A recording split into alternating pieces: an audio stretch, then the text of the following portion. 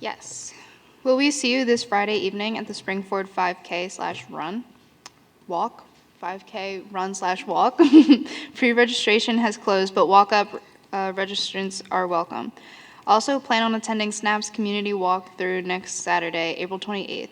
You won't want to miss this fun-filled, free family fun event. Visit the Springford website for more details on both upcoming events. Anything else? Nope, thank you. Public to be heard on agenda items only.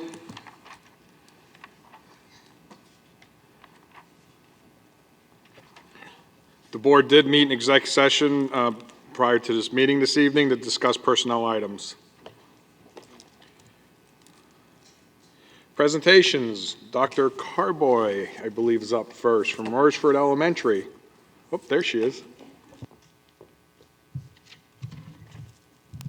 Good evening, everyone. Welcome, Royersford families. Thank you for being here this evening. We have a full house tonight. We're excited this evening to bring to you from Royersford Elementary a quick update on our hybrid blended learning program. To begin with, I'd like to provide our school board and our community an update of our hybrid. This is our first year that we as an entire school are hybrid K through 4. Hybrid or blended learning is an instructional strategy that is across all grade levels K through 4. So with hybrid and blended learning, each of our classrooms are equipped with 8 iPads and 8 computers, and the resources and the setup of our classroom actually allow for our students to be grouped, 24 students in groups of 8, where there are 3 stations, and we have our hybrid learning stations. They are the direct station, where a teacher is really able to modify and individualize instruction for those 8 students. We also have our collaborative station, where this year our teachers really focused on our collaborative station in making that even more individualized for students, where the activities in the collaborative station are actually tiered according to the child's instructional level. And then the last station would be our independent station, where children actually are engaged in digital content, ST Math, and Reading Ants, which are software programs where it actually moves the child along their natural learning path, and they progress through learning goals accordingly. So we're really happy about our hybrid program. Kids are very engaged. The other thing I wanted to talk real quick about is teachers make decisions every day as far as looking at these groups and the data that the digital content provides and really moving kids into groups accordingly to their needs. So teachers actually formulate those groups, and again, we meet together as a team or a data team meeting to really go over the reports and individualize instruction for students as much as possible. So I know some of our school board members probably haven't had an opportunity to visit us at Royersford Elementary, but we are happy to host for you to come in and actually spend some time with us at Royersford Elementary and come visit our classrooms and really get an opportunity to look at what the kids are doing, see how engaged they are. So we do welcome our school board meeting, and I'll work with Dr. Gooden and Mr. DeBella to put some dates on the calendar, and we would love to have you. And we'll spend the day looking at some classrooms and learning. And then after that, we can certainly debrief, and you're free to ask any questions. But we are happy about our instructional model this year being blended learning, hybrid, K through 4. And we do want to thank our school board members and our community, even our parents, for supporting our program, not only our hybrid programs, but all the programs that we offer for students to really help motivate children and make learning a primary focus. So with that being said, one of our programs this evening that we'd like to present is One School, One Book. And with that, I know this will also give us an opportunity to give an explanation on why we had to order a hamster costume. this past year. And I have to say, Mr. Fink, your office did a great job calling me up right away to ask me what this hamster costume was all about. So hopefully this will help explain all about the hamster costume. Now, Mrs. Baumeister, our reading specialist. Thank you. Hi, everybody. I'm very excited to share with you our new initiative that Royersford Elementary took on, One School, One Book. We chose the Humphrey series to complete our initiative. What is One School, One Book? Well, it's a program where the entire staff, along with the community, reads the same book aloud to grades K through 4. And then there are follow-up activities, developmentally follow-up activities to follow. This also addresses the skills within the state standards. So we did it. We started the program in an untraditional way where we had the teachers read the first book to the students, and then we kind of passed the torch, so to speak, to the community with the second book. So we actually did 2 books. We started off with a kickoff assembly where the staff performed a reader's theater, or a play, if you will, acting out the first 2 chapters in the book. We have really, really good actors in our school. And that, of course, is where our beloved Humphrey mascot made his big debut.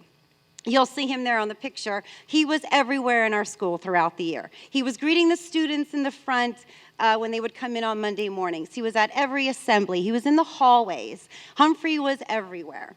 So teachers were given the same reading schedule to follow, and they were reading this book aloud to the students in class. And then, obviously, the activities followed with it. Then, the second book went home. Each child got their own copy of the book, where the parents read the book at home. And again, follow activities were done in school. The chapters were also available on our RES website, where if there was an evening that parents were busy, they could have them listen to it on there, or they were also, the kids were also able to listen to it during collaborative stations or independent stations. Oops, my clicker. And now I'd like to pass over to Mrs. Catherine Pogwest, and she's going to tell you a little bit about the research behind it. Good evening, ladies and gentlemen. As the senior reading specialist, as I may say, of 42 years in the district, I get to talk about all the interesting things about the One School, One Book program, which is the research. Now, you know, you adopt a program like this and you say, well, what about the research? You know, is it research-based? Well, yes, it is. The One School, One Book program, it promotes reading aloud to children both at home and at school. Now, let me focus on reading aloud. Reading aloud is the most single, meaningful, most important activity that is used to develop reading, to develop the structure of reading, which is required to, for teachers, something to keep in mind that is a very important element in the future success, or as we say, the eventual success in reading. So that's a very important key element. Also, reading aloud, research has shown that it has a significant potential for positive impact over time in improving reading achievement, in improving children's reading achievement scores, and also in closing achievement gaps. So, we pick a program like this, we want to make sure that we're focusing on all the academics of it. Also, supporting literacy research has also shown that children whose parents read to them tend to become better readers and even perform better in school, according to the National Center for Educational Statistics. Now, I can vouch for that from my own daughter. Every night we read. And today she's a successful nurse at Einstein. So it does help them to perform better in school. It develops their language and speech, expands vocabulary, the pronunciation of new words. It builds listening skills. And it is a great time. It's a bonding time for families. So this reading time becomes an excellent opportunity for children and parents for one-on-one communication. And this is the kind of attention that children, they just strive for anymore. It's just not Don't go, to the computer. Don't go to your iPad. Let's sit down and read a book. Let's read your Humphrey book. What's going on? Here are some questions that we can go over. So it's a great time to build those communication skills. Supporting literacy research has also shown that while being read to, the children's curiosity, creativity, and imagination are all developed. And as you can see, we will demonstrate this later on in our presentation, and I think you'll enjoy. That will be the most interesting and the fun-loving part of it. Reading aloud to children. Research has shown that even those who can read on their own, like our third, fourth graders, some second, have proven to increase not only their fluency, but comprehension skills, their listening skills, and above all, their motivation for reading. Because if you don't have the motivation to read, I don't care if you're a wonderful, fantastic reader, but if you don't have that drive in you to read, it's just not going to be as beneficial to you and your family. Also, I'd like to say that when an entire community, such as the Royersford Elementary School, shares one book, then we all have a lot to talk about. So we are all united as we're sharing our ideas and our thoughts all about one idea, about one subject. And I'd like to thank you, ladies and gentlemen, this evening for being here, and it's just a pleasure to talk to you this evening, and I will be interjecting once in a while with Mrs. Baumeister. And Mrs. Baumeister will now get back to our presentation. Thank you, and it's been a lovely evening so far. Okay, so I have to say with this program that all teachers and the staff were fully involved. It was incredible to see the passion and the motivation and how engaged the teachers were in this. What happened was we started off with a simple committee. So we had Jessica Rosinski, Carrie Kale, Chad Neiswender. By the way, you're not going to find a more involved gym teacher in the reading programs than Chad Neiswender, just saying.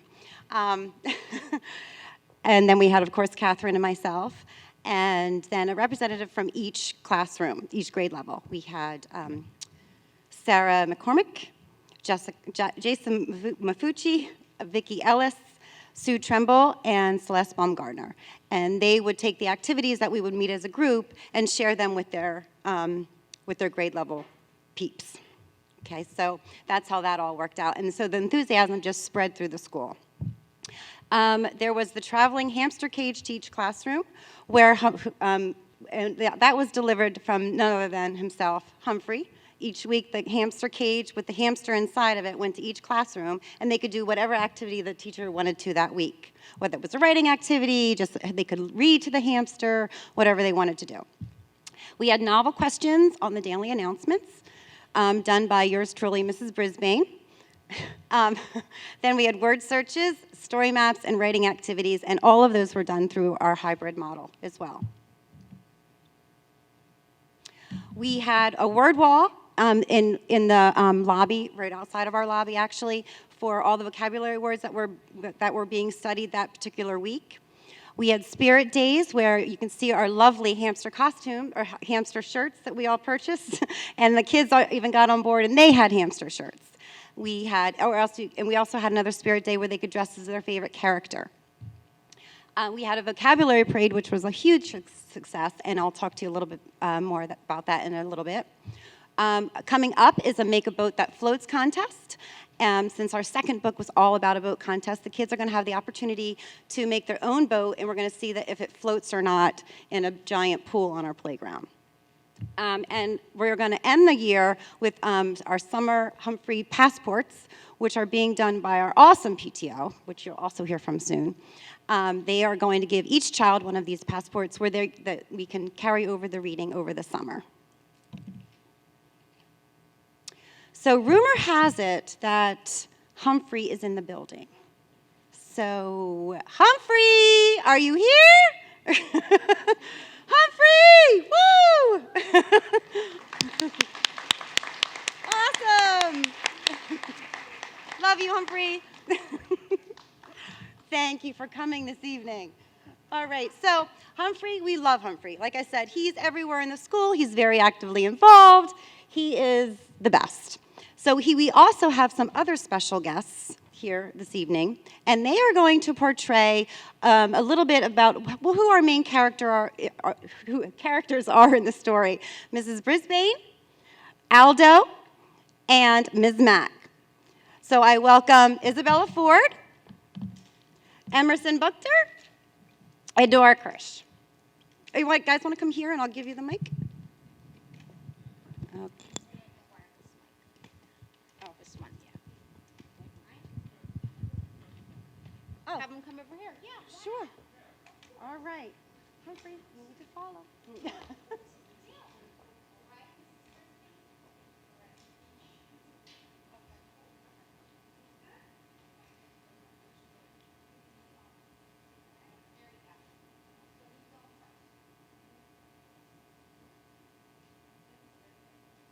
Oh, hello? Okay, there you are. Go ahead, honey. Hi, my name is Mrs. Brisbane. I am the teacher of room 26. Humphrey is our class pet. I will admit, I was not a fan of having Humphrey be a part of our classroom, but the children in room 26 convinced me to keep him around. I can honestly say it was the right decision to keep Humphrey as part of our class. In the end, Humphrey taught us all a lesson about life, love, and acceptance. Yay. Awesome. Thank you, Isabella. Okay, now we have our Mr. Aldo. Hello, my name is Otto. I'm a custodian at Longfellow Elementary School. I first met Humphrey when I worked a night shift cleaning the classrooms. Since spending time with my friends was difficult, Humphrey and I quickly became friends. He even helped me find love. I am forever grateful for my friendship with this amazing rodent. Very nice, Emerson. Thank you. All right. And of course, Miss Mack, sweet Miss Mack. Hi, my name is Miss Mack. I'm the original owner of Humphrey. I brought him to room 26 when I was substituting for Miss Brisbane. I love spending time with this adorable little guy. I would take him home each night from school and we would listen to music and dance. I was sad when my time was up in room 26. Unfortunately, my next job assignment did not allow me to bring Humphrey with me. I was comforted to know that Humphrey remains the class pet in room 26 and has brought so much love and learning to the students in room 26. Very nice, Nora. Thank you. Thank you for coming. Okay, you guys can have a seat. Have a seat back down.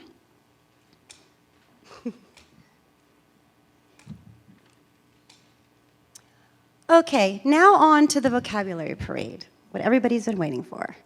The entire school dressed up, depicting a vocabulary word in the book.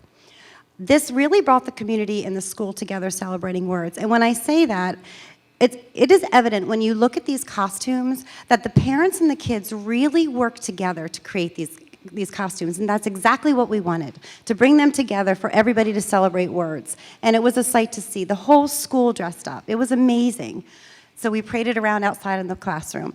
So we're going to have a parade. Would you like to bring them through, Humphrey? All right, bring them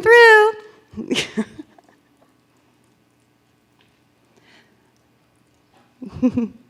So we have some kiddos that we are going to have you guys take a guess what their word could be when they come through. Some of them, the words are there, and you can see. But the costumes were definitely created with the parents. And they learned a lot about different words with just seeing their friends dressing up. Very nice. All right. I love it. All right, so do some board members or audience members want to take a guess at what some of our costumes are? And parents, if it's your child, you're not allowed to take a guess. All right, so here we have the first one. Circle around. What's your name, honey? I'm Gabriella. Gabriella. All right, go ahead and take a little walk around and see if somebody can guess what Gabriella is. Raise your hand if you have a guess. No one?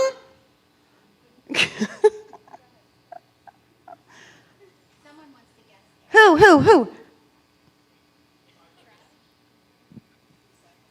No.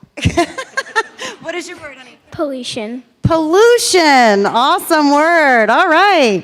Okay, go ahead. Let's take a walk around. Next one's coming through. She's all dressed in one color. That was a big hint. Nope. Anybody have a guess? Blue sky? Nope. What? Okay, name and word. I'm Ellie, and my word was monochromatic. Monochromatic. All right. Okay, all right, here we go. Let's go around this way so people can see you this way. All right, go ahead.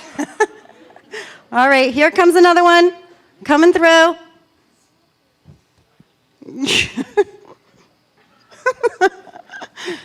What do you think? I heard crane. Wrecking ball, crane. Nope, I know what your word is. My name's Eric, and it's destruction. Destruction. Awesome. Good job, buddy. All right. Here we go. You ready? Next one. Do you want to walk around? There you go.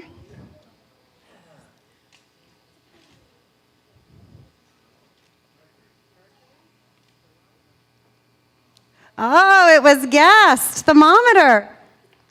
My name is Lucas. All right, good job. All right, we got a winner. We got a guess. Okay, you ready? Okay, go on this way. Go around.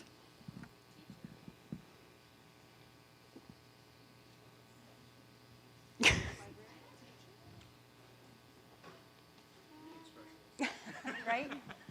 My name's Alexa, and my word's smart. Smart. Okay, or reading specialist, whatever. Okay. All right, oops. All right, go ahead, honey. Go walk around.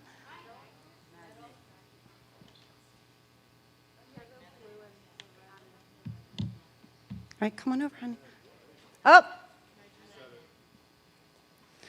My name is Griffin, and my word is magnetic. all right, good one. We got it, okay. And do we have any other guesses? Oh, no, we don't. All right, our time is up. But everybody else has their word already on them, right? So you can walk through and show them a little up close to check out their outfits. How about this one? How about this? How funny is that? Deflated. That is awesome. All right, want to walk through that way? See what I mean about the whole parent thing helping out there? Yep. Celebrate, water cycle. Awesome. I'm just having them walk on through. All right, come on through then this way, guys.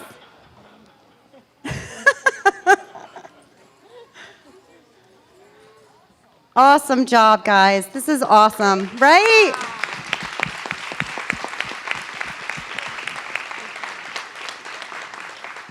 Great job. Thank you all for coming. Thanks for the mom and dad for bringing you. We really appreciate it. The turnout for this was just incredible.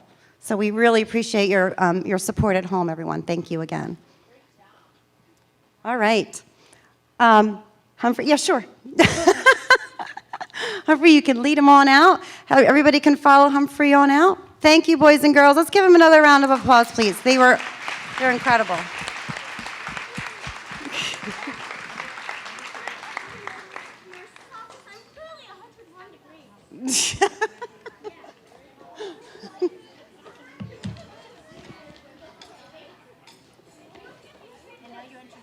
Yep.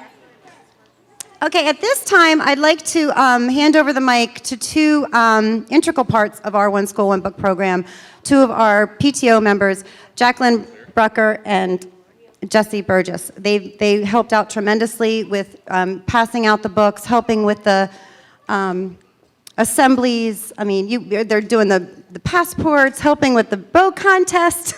I can't say enough about these two lovely ladies. So here's Jacqueline. Hi.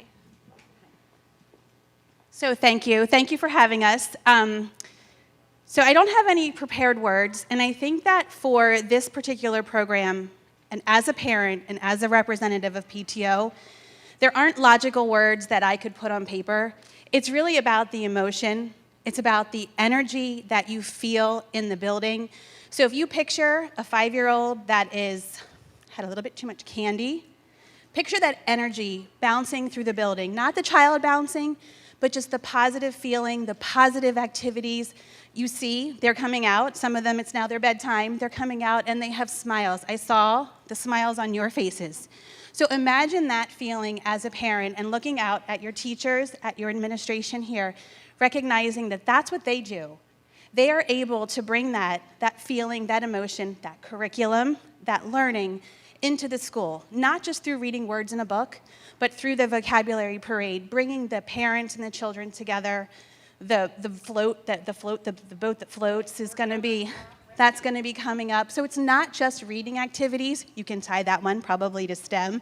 So there are other, exactly, there are learnings from every activity that's been done, but there's also that great positive feeling. The kids love it, the parents love it, and thank you. Thank you. Great job, Jackie. Thank you, Jackie. It's always hard to follow Jackie. She has a way with words. So, but just as a parent, I have a 4th grader and a 2nd grader, and the fact that the one school, one book, to get the two of them to read together can be very difficult. But our school had a calendar, and I was able to have them sit there and read for a half an hour each night to each other. And it was just a wonderful thing. And dinner time stories about, it almost makes me cry. Our teachers put so much work. If you have a Humphrey's there greeting these kids as they're coming into school. And it just, like, going into the classrooms and everything like that. As Jackie said, the children were bouncing with joy. They were grateful to have something that a kindergartner could relate with a 4th grader on. And we have a small community school, and this one school, one book just made it feel just like a family again. So I appreciate the support from the school board and through our school. So that's about it. Thank you. My God, thank you, Jessica. That was so nice. I'm in tears. Okay, to say that the One School, One Book initiative was a success is an understatement. It obviously, our students were motivated to read this series. The books were flying off the shelves in our library. Carrie couldn't keep the Humphrey series in, and they were reading other stories as well and talking to me, stopping me in the hallway and telling me about different characters. The enthusiasm throughout the school was present. And I can't say enough about our staff at RES. I know I'm a little biased, but they truly rock. Their enthusiasm and their passion about this program brought it down to the children. And then the children had it. And then the children took it home. So it was just this whole trickling down effect that this program had. Again, we did many activities throughout the year, and they continue to go throughout the year with our collaborative stations, and it definitely deepened our community involvement. The students and parents were sharing activities, and most importantly, they were enjoying reading together. So we could not be more content with how this program went, and RES just rocks it. Sorry to say, they do. Next year, we are definitely going to do this program again. So adventure awaits at RES. We already chose our book. Dr. Carway already bought them for us. And we can't tell you what it is, but be on the lookout for a mouse costume purchase order. So thank you all very much for coming. Thank you. Thank you, everyone. Again, I wanted to thank our families that came out tonight, our teachers. Thank you, board members, administration, for having us this evening. We definitely enjoyed coming out with you tonight and sharing our One School, One Book. It's just a new initiative, a new program, a new strategy to really engage not only our students in reading and start that love of reading from the time they are little till when they grow older, and they can do that on their own. But I meant what I said for our school board members. Please join me at Royersford Elementary. The teachers, the staff would love to have you. We'd love to have you come in, do walkthroughs with me, and we'll go through the classrooms and really take a look at our hybrid program, the instructional strategy that we do have in place there, and certainly we'll have some time to kind of debrief and sit in the office conference room and help answer any questions that you might have about our programming. All right, so thank you, everyone. Have a great evening.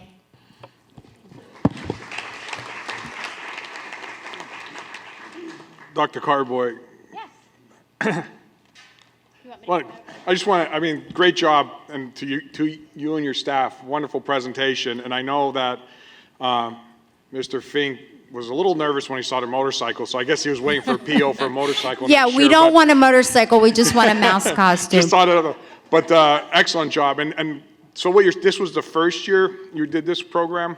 So this was the first year that one of our staff members came up with the idea. It was done at another school, I think Chad's son's school. And then they met together as a committee, and next thing you know, it just became alive. Our teachers took it upon themselves, and everybody's so happy to be part of it. So Well, it was a great presentation. I know you have an awesome staff over there, and be able to, roll forward with the hybrid learning, and thank you for the update as well with the hybrid learning and incorporating this into that and getting the excitement. I mean, you could see in the kids. Now, I should have warned us, or maybe gave us some easy ones up front, because some of those were all scratching our head, like we didn't even know what they were, but there was great costumes, and it was, wonderful job, and it's always exciting to see when you bring the students forward, and because then from a board perspective, we get to see that was mentioned, that enthusiasm, from the students, and the buy-in and excitement about what you're doing, because. And that's why we'd love to have you guys at Royersford Elementary, because you really do walk in, and we're not, giving out candy every day anyway. But it really is, it's a happy place to be.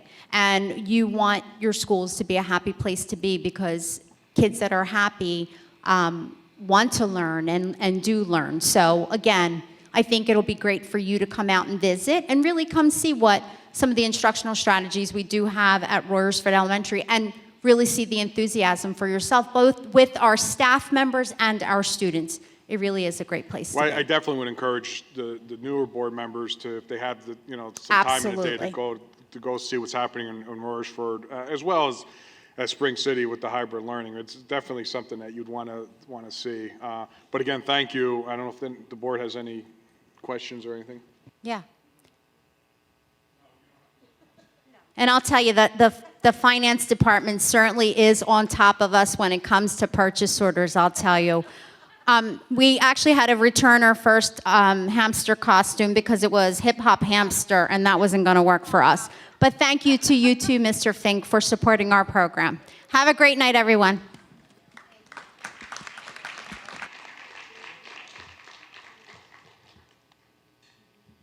Okay, moving right along. Next presentation, Dr. Nugent.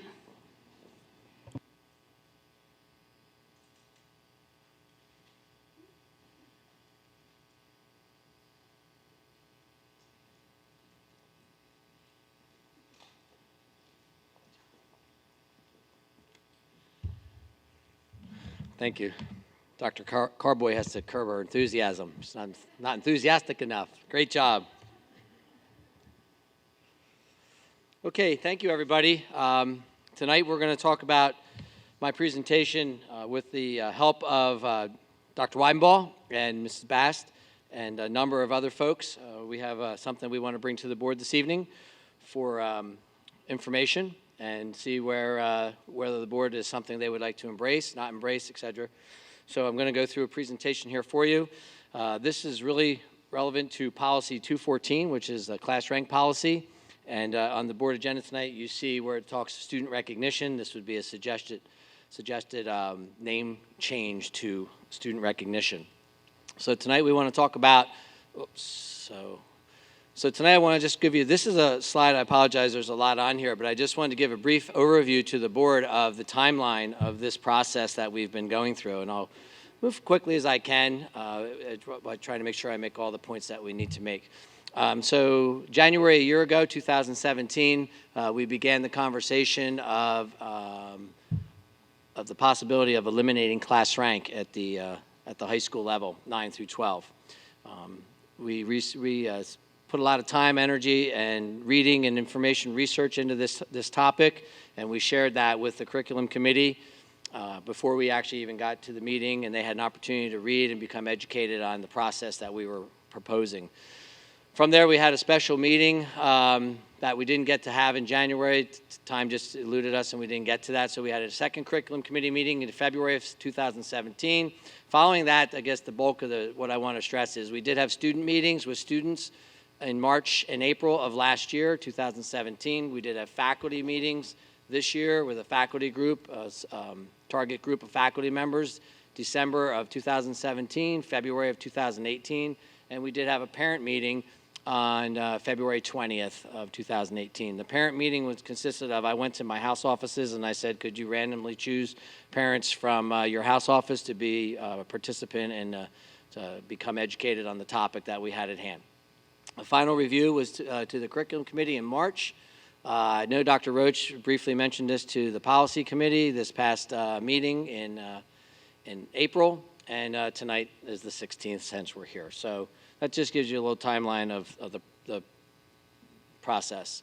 So areas of focus throughout this, and this is the same presentation that we used with the students and with the faculty and with the parents. So there's really no slight little alterations to a few of the slides, but basically it's the same presentation. So the areas of focus were college admissions, course selection, and stress. So class rank, what is it? Class rank is a statistic that's derived of comparing students' GPAs. So you can see that's an example of one of our classes in recent years. That's the example between a number 1 and a number 2 student.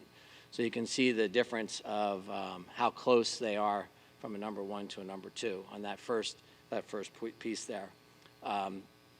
In a recent graduating class, another just example, we had 10 students who earned a 100 or higher GPA. How do you get higher than a 100 GPA? You may be asking, because we have weighted grades. So our advanced placement and honors courses have extra weight applied to them. So that's how you would achieve higher than a 100. But in a recent class, we had 10 students who earned a 100 or higher GPA, and you can see the range of those 10 students just in that 100 level. Class rank is usually referred to by percentage, as you can see. You can see across, certainly read everything to you. At Springford, we report class rank on our student report card and transcripts at the end of the fourth marking period. So that's our current process that we follow. So class rank as a statistic. Class rank could be a very valid statistic if a student took the same set of classes, the same set of teachers with equal weight, which we all know is not feasible, especially in a school of our size. The validity of using class rank to compare students among various school districts is non-existent. And I do have our college career coordinators with us this evening right here. I'm going to rely on at least Tricia here a little bit here in a second to go over a couple of things. So basically, as I move forward, so what happened is in my job as a high school principal, you pay attention to the playing field. You pay attention to what's happening. You pay attention to what's happening for our students. And we were seeing a trend across the country where schools were eliminating class rank from their policies and procedures. So we started looking into that. I spent a lot of time with this, reading quite a bit of information, and I started looking at it and say, from what I see and what I'm reading, I have a feeling that we may not be positioning our students in the best place we could have them heading into the post-secondary position, opportunities. And that's really what piqued my interest, and that's really what led us to this point. I brought other people into the mix. I brought Mrs. Bass, Dr. Weidenbaugh, some of my staff, and we really started this process to say, where are we, and is this what's best for our students? So impacts on students. For some students, there is pressure to obtain a high class rank. There's conversation to say, hey, that's good pressure. Some people would that be good. You should have that pressure on you. Others have a contrary belief to that. Regardless, there is situations where there's avoidance of challenging classes at times. There's unwillingness to take academic intellectual risks and loss of scholarships due to class rank. So there's a multitude of things, a multitude of impacts that do occur to students in this process. So just looking again at the top, where's the top? In a small school, it's difficult to be in the top 15% of your class. Average class size 62, you can see you'd be number 9 would be in the top 15%. In a high-achieving class, this could mean a high GPA cutoff in the top 15%. And if you look, relatively small differences in GPAs can result in relatively large differences in class rank. Give you an example. This is just another example. If you look at the tenths, the hundredths of thousandths of a point in a local high school, you can see 0.23 is the difference between 1 and 23rd ranked student.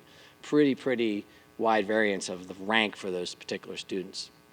At Springford, just as an example, 95 GPA or higher. This is 2016-17 data. So this would have been last year's graduating class. So the senior class last year, we had 127 students graduate with a 95 GPA or higher. So at our honors banquet, which we all attend, we had 127 students and families there. This year, right now, again, this is our biggest graduating class this year ever. We have 660 students that will be graduating this year. We have 163 students with a 95 or higher GPA. So you could be ranked 163rd in your class and have a distinguished honors graduating status. This gives you an idea there. So why consider the elimination of class rank? Few points up there: scholarship opportunities. Class rank may hurt students for the college admissions process, which is something that we really want to focus on this evening in the presentation. And class rank is not as important as course curriculum for most university admissions due to grade differentiation. So every high school has a different weighting scale. There's no two high schools that have the same scale. So at Springford, our weight that we apply to an advanced placement class is different from Methacton or Phoenixville or North Allegheny or a school in California. Everybody does it different. So when you get to the college admissions process, they try to equal everything out. One of the things that has not been eliminated in many of these processes is the class rank issue. What happened was, as schools began to drop class rank, the colleges were presented with a more difficult task to determine who's going to be their top students that they allow in. Schools that still, and this is what all the research, students that still release a class rank, that class rank is still used in many of the colleges' application process. So if you look at all the private schools in the area, well, actually, let me go through this. I actually give you a better idea here. So if you look at national trends, reporting class rank is not actually standard practice, which many people may think that it is. It's not. According to the National Association of College Admissions Counseling, 55% of schools do not report a rank. Effect on college admissions. So you can see there are some issues up here that do affect college admissions. There are a number of things. Colleges are starting to look at a more holistic viewpoint of a student, and they're being forced to do that because schools are not reporting class rank in their profile. There is indication from the readings that we've done that school districts that have eliminated class rank have found that more of their students have been admitted to competitive or highly selective schools. And again, because you get admitted to highly selective schools doesn't always mean you go there. There's other factors that come into place. But again, reviewing this information, being aware of this information, and in my position and in our position, we felt that we want to make sure competitively that our students are at the most advantageous position they could be at when they do make application to their post-secondary endeavors. This is a chart. I can make this PowerPoint available to everybody. I don't think this laser is working here. If you look down there, class ranks on the left-hand column. I apologize, the slide's small. If you look down the left-hand column, you go across. In 2016, the class rank was, you can see the weight that it carried in the college admissions process. I can show you that before. So people ask, one of the things is reduced use of class ranks. So not reporting class ranks becoming more common. So just to give us an idea, because I thought about this. I'm like, well, where's everybody else? Where are the schools in Pennsylvania compared to Springford? What's happening? So I went out and we started looking. So you can see the top 10 SPP, and we use SPP as a factor of where we stand, whether people agree or don't disagree. That's an area that we do look at. And we just looked and said, so what are the schools doing? Union Chadds Ford, they do not rank. Upper St. Clair does not rank. Wissahickon, no rank, and you can see down the list. North Penn and Springford were two schools on that list that still do report a class rank. And I will tell you, I know for a fact that schools that do rank still are in a similar process that we are, and we can talk about that here in a minute. So here's an idea of high-ranking area schools. So just to get an idea. So if you look at the Central Bucks, the Council Rocks, the Downingtowns, Hatboro-Horsham, yes. Lower Merion, no.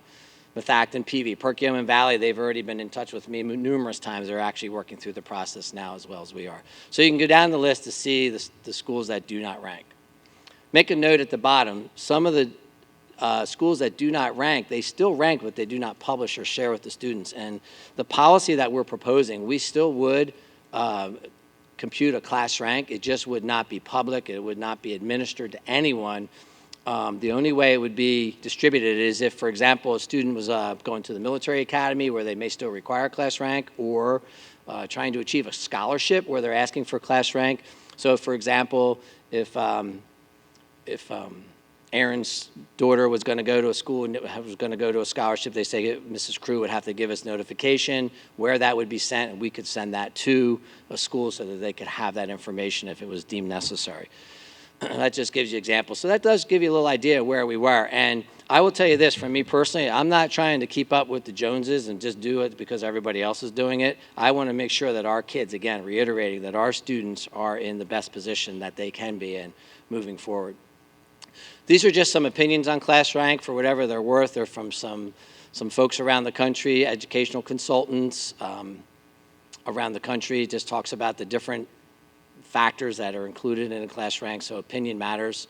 The NASSP, the National Association of Secondary Schools Principals, they just reported again that the growing trend is where 50% of high schools no longer rank.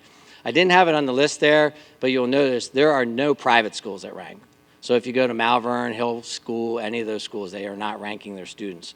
And I flat out call them asking, why don't you rank your students? They said, look, we're not going to take our class of 100 where we feel they're all equals and put them in a rank and have somebody be 100 and somebody be 1. We're just not doing that to our students.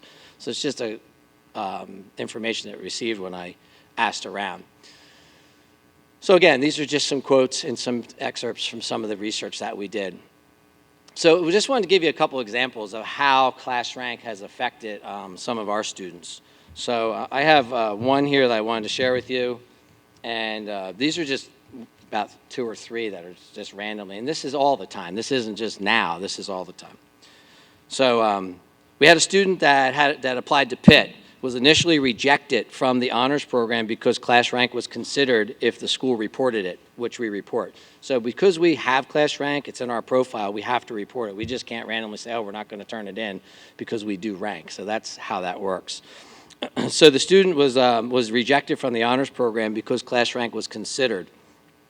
The student met the SAT criteria, that was above 1450, had a high GPA and rigorous classes, a 98.5 GPA with full schedule of APs and honors classes, spanning 6 major classes per year, including 7 advanced placement classes, 4 engineering classes, and all the remaining honors.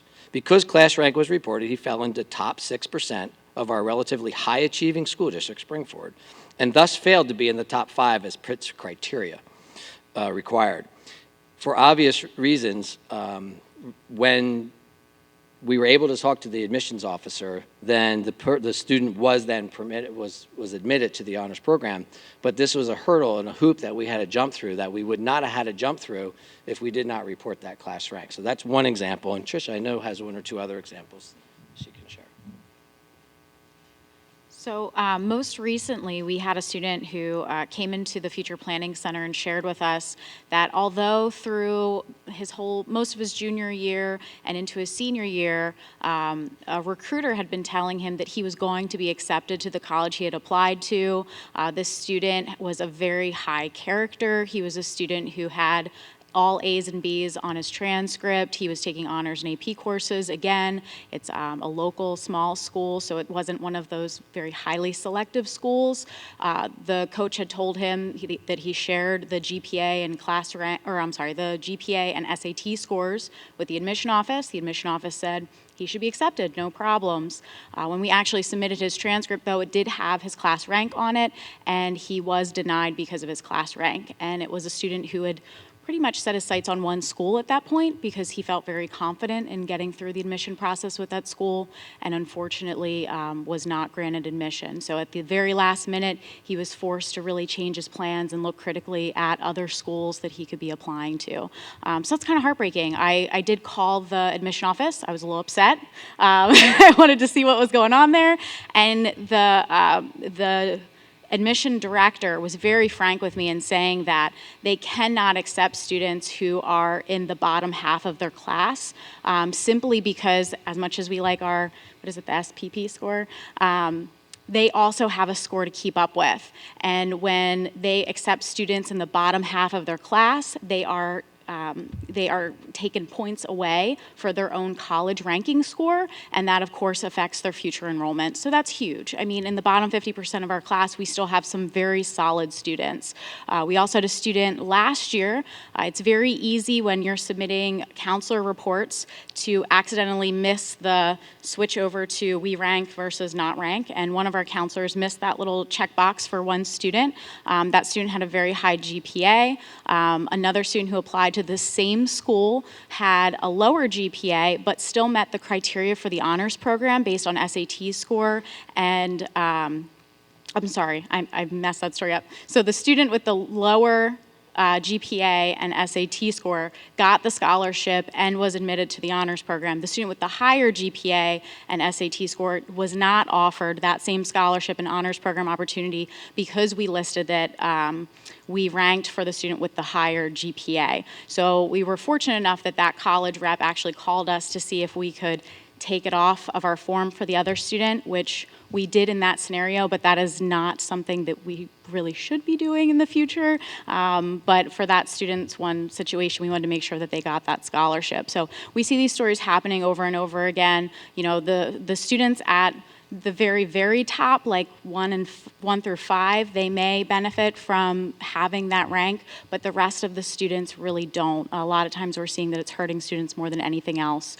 We definitely are a rigorous high school. We regularly have different college reps who are seeking us out. They want to come to our college fairs. They want to meet with our students. They're emailing us because they want to go to lunch with us and talk to us about sending more students to them. So that's not the problem. The problem really is on the class rank side. Just wanted to take the opportunity to just share a few examples of situations that we've come across where we wanted to, which again prompted us to make sure that we're trying to make sure our students are in the best position they can. So again, this process included the parents, the students, the teachers. We talked about advantages, disadvantages, should we, shouldn't we? I want to be very frank, there were students on both sides of the fence. There was there's been parents on both sides of the fence for a variety of reasons. But all in all, largely, it's been unanimous that we should move forward with this proposal. So that aside, just wanted to share that with you. With that being said, there's another component to this process, and that component affects another piece of our graduating procedures. Traditionally at Spring-Ford, we have a valedictorian salutatorian.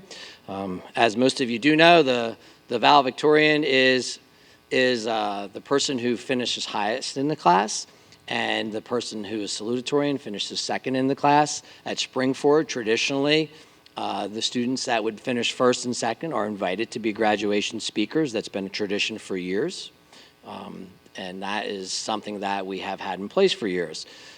We are making a recommendation to consider a move to the LUD system versus the Spring-Ford tradition of valedictorian salutatorian, and we'll tell you why we're promoting that. So the difference, and most of us are familiar with the college system, it's a tiered system that recognizes students for the rigor of their academic program as well as their success in the program.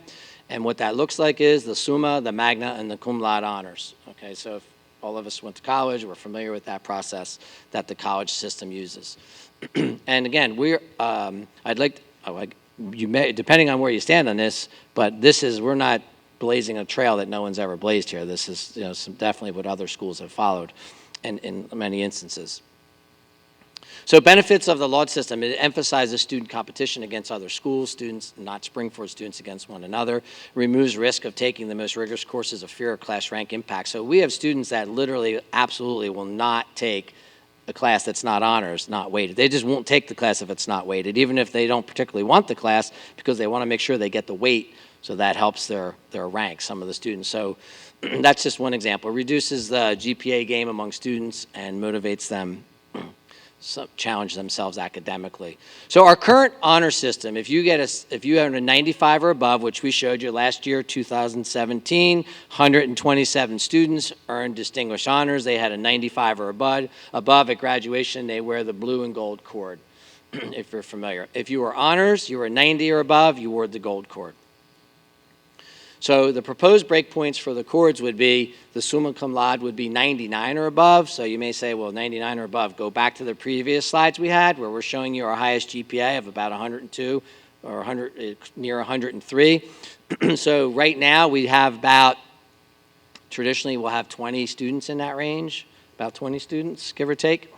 And the second one would be the magna cum laude, which would be 95 to 98, which would mirror our distinguished honors. And then the cum laude, which would be the 90 above, which would mirror our current honors. The TBA is what color cord, what would be that different cord that the students would wear. So we're not recognizing less students, we're recognizing the same number of students as far as the break points, but we are distinguishing that highest group of students out as the cum laude, or the summa cum laude. So selection of student speakers, this is another piece that I wanted to share with everybody in the audience and the board. So this, again, was through work with my colleagues in different school districts and how we are rolling with this process. So basically, right now, again, we recommend one or two people to be student speakers. So our recommendation would be that eligibility for a student speaker would be the summa cum laude and the magna cum laude students.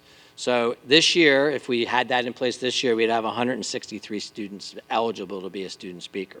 So you say, well, that's too many students. I mean, how are you going to pick 2 students to speak out of that? So from my colleagues across the county and the state, because I'm fortunate, I've been in this position for a while, I get to speak to a lot of people. When I mentioned that we had recommended just using the summa, which was about 20 students, most everyone immediately said, that's not enough. You're not going to be able to, it's not going to work. You're going to want more. So again, we're taking some guidance from some of my colleagues. So we'd have about 163, there'd be a process. So you'd have to make application to be a speaker, and there would be a selection process. That selection process would be through a faculty panel, and that faculty panel students would have to turn in their speech, have their speech reviewed. There's a rubric in place that we have in place. This is all stuff that the curriculum committee has seen. The rubric would be in place for the students to be chosen. And if they got chosen, basically if you got chosen off of the first round of your written component, then you'd have an opportunity to come in and you would be able to give it verbally to the panel as well. And then the final selection would be made for the for the person that would give the farewell speech and the person that would give the welcome speech. So that's the basic premise of that process. That process would take a little bit of time. We would be starting that somewhere in February. As it is right now, we'll be meeting with students next week about the graduation speaker position. So again, we talked about the valedictorian, the salutatorian. We have a board down the hallway. It's a beautiful board that has valedictorian, salutatorian on it. We talked about that. Dr. Roach asked that question. What would we do with that? And we have a plan in place for that as well. So there's some things that we can do that can handle those types of situations. So I gave a lot of information in a short amount of time, and the amount of information that we've looked at over the course of the last 2 years is extensive. So I think I covered everything that I'd like to in a short amount of time. I just wanted to open it up to Dr. Nugent, when do you want this to go into effect? So that's a good point. Thank you for asking. So basically, what we would like this to go into effect in the fall, okay? But the recommendation would be, the original recommendation that I had presented to the committee was that this would be for incoming freshmen. So it would be the class of 2022. But after meetings with students, with faculty, and with parents, and me not making the decision in isolation, the recommendation is that we start this with the class of 2020, which is our current sophomore class, so that our current freshmen and sophomores would be on the new system, and our current seniors and juniors would be on the current system. To answer your question. Yeah, and I guess from my perspective, if it's that detrimental to the students, then we should be starting it next year. Okay, so right now, we already worked with that, and the reason that we didn't, it was because students have already revealed that to some of their communications at the junior class level, and that's why that was brought up. Dr. Nugent, you had You follow me on that people are already using that rank with their communications. So, But that's be up to the board, so they could stop using it, right? in theory, yeah. You also had mentioned percentiles. Would those be replacing or eliminating altogether? I just wanted to Right, be clear. eliminating, yes. Oh, okay. So I have a couple questions. They would Sure. still get their GPA, Yes. okay? And whether it's weighted, not weighted at the different It's the only times, way, we do not, same we weight, only have one GPA weighted. We do not have a non-weighted GPA. We only but it have it weighted. doesn't it get weighted later in the year? Like not, No, when you get a report card, so when you get a report card from us, let's say you earn an 89 in the class, and it's an honors class. So when you get your report card, it says you earned an 89, because that's your grade, it's a B, and our report card, an 89 is a B. The weight is added in the GPA, the cumulative GPA. right, So, right. okay, you follow me? Yeah, I got that. Okay. So, Mrs. Falco, question for you too. You said that that one poor student that didn't get into the school that he wanted to go to, Yeah. he was encouraged to apply to more than one school. Oh, absolutely. Okay. And because He was sold. But he was had his fixated start set on on the one one school, school, and right. he was sure that he was getting in. So, and you said that he ranked 6%, did you say? Or, that was a different example. different one. I think he was very close to the 50% mark. to the 50% mark? Yeah, in the Okay. class. Okay. And then, I guess, back to Dr. Nugent. So what are the disadvantages that either of you see by doing this? Because I've heard a lot about the advantages. I've done my own research. I've read some other things that the curriculum committee put out. But what would you say are the disadvantages to doing this that you've uncovered? Yeah, I'll be honest with you, from my perspective, and Trish can speak for herself, I don't see any stark disadvantages to this, for us to do this. I think it's an advantage. Again, I reiterate it, I think it's important for me to say, candidly speaking, my children go to school here, neither one of them will be benefiting from this because I have a junior, so they would not benefit. My daughter was in that 127 last year. We had some personal experiences of how that affected her in her process, but fortunately she was a scholarship student, so that helped her. But so personally, I do not see any stark disadvantages to doing this. Personally, do you? I don't either. I think that our classes are rigorous. I think that the colleges see that from our school profile and from our SAT score averages and our AP average scores. So I think when colleges look at a transcript, they should be looking at the grades that they achieved in those classes and why they chose those classes. And they shouldn't have chosen those classes because they're trying to get a better rank. It should be based on their interests. It should be based on their career interests for the future. It should really be a time to explore different options. So I really see it as a full-on positive effect. I've heard the administration side of this. I'm curious to see what Stevens or Patel's comments are on this. Well, I think we're both in agreement that class rank is totally unnecessary. It barely benefits anybody. I'm in a class of, like he said, 660. It really only benefits the top 10. It's not helping the majority of the students. I'm in the top 50%, but I'm still ranked 318. And I'm in a huge class, and that's not an impressive number, but it's still in the top 50%. It just doesn't look good. I don't think that it's really helping anybody. I think another thing that wasn't as much mentioned, it does hurt. I mean, I've had 2 kids who are in college now and one who's on her way, but it also gets hurt. It hurts getting into these schools, but it also hurts with money. So I had a child who had the GPA, because the honors amount that you're given, like she was giving, I think, $2,000 a semester for honors credit, academic money. But you had to meet a GPA requirement, and you had to meet a rigor requirement, and there was a rank. And if you don't provide the rank, they don't use it. But we do, and she didn't make the rank requirement. So she lost out on $2,000, that's $4,000 a year times 4. I mean, it's affecting, even if they've gotten into the school, it's affecting them academic money. It really hurts them. That's a really good point. I have a single mom. She barely makes $30,000 a year. I have to work 2 jobs. Like, money is tight, and not getting a scholarship. Fortunately, I did, but not every student is going to get that same scholarship. And how else are they supposed to afford this higher education? Just because this class rank could hurt them in getting that scholarship, that's just not fair. Dr. Nugent, some school districts I've spoken to say they will not even reveal the class rank to the parents. Where do we stand on? That's in the policy. That would be our policy, yes. If approved through the board.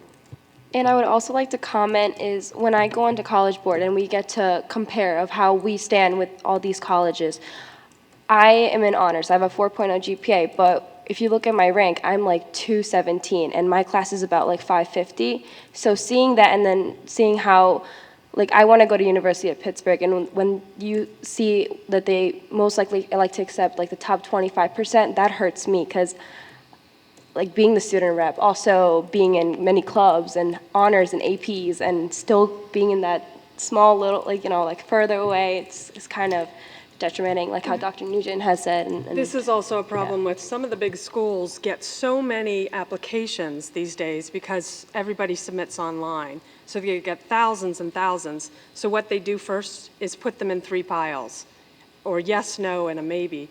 And it might just move you right to a no if your rank is under a certain percentage.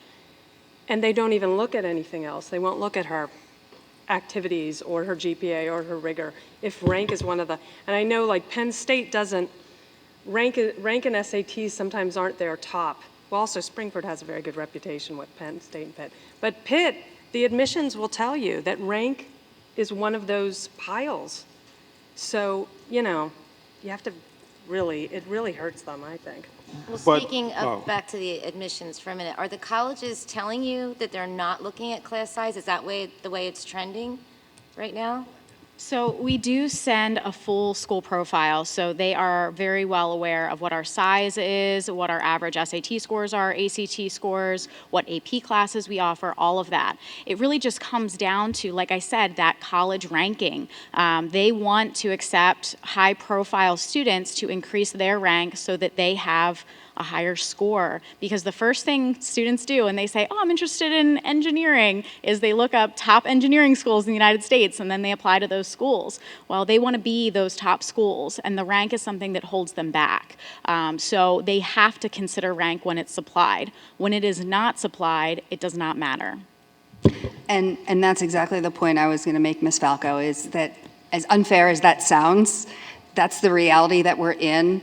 And, you know, being on the curriculum committee for a number of years and chairing it as well for a number of years, I think that that's the driving force, is that if it's published, it can absolutely be used against you, and you have no recourse.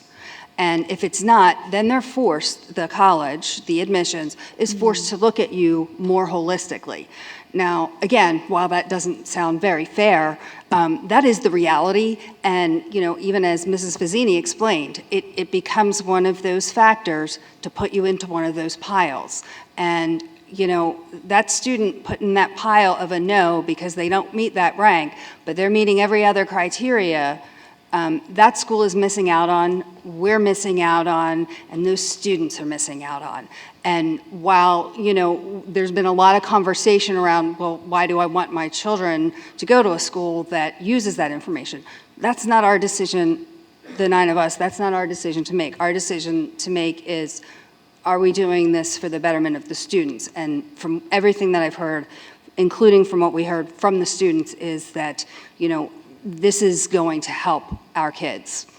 Thank you. Especially on the scholarship end, just to reiterate what she was saying over here. I don't know if you've been keeping up with some of the costs of colleges, but Drexel, right down the road from us, is $72,000 a year. Our students need scholarships to make this possible for them to be able to have all the opportunities that are out there. So I think it is really important that we not only think about admission, but also that scholarship money that's out there, because the rank does come into play a lot more with the scholarships. All right, I got a dumb question here, and I'm a dumb engineer, so I'm trying to understand, Patel, how you have a 4.0 and you're in the 5th percent of the class. Is it the calculation model we're using, or, because I'm really trying to understand.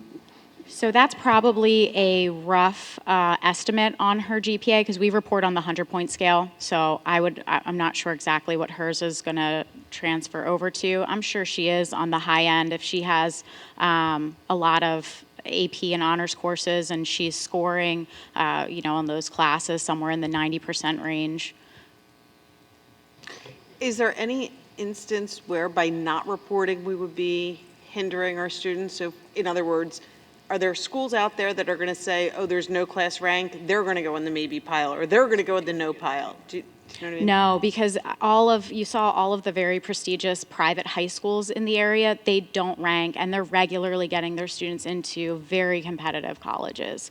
And the thought is there, if they have if all of their students are getting A's, why would they want to hold any of them back? They want to make sure that everybody has an equal opportunity based on the hard work that they've put in their classes. Except for military academies, right? They require it. At this point. Yeah, at this point, that is something that they require. And I just wanted to clarify, when I said at 4.0, I have a 93, which I converted using Google, and it said that 93 is the lowest for like a 4.0. So she is, so if you converted that directly over, all A's is a 4.0, but that's not exactly how we convert it. So we'll work with her later on that.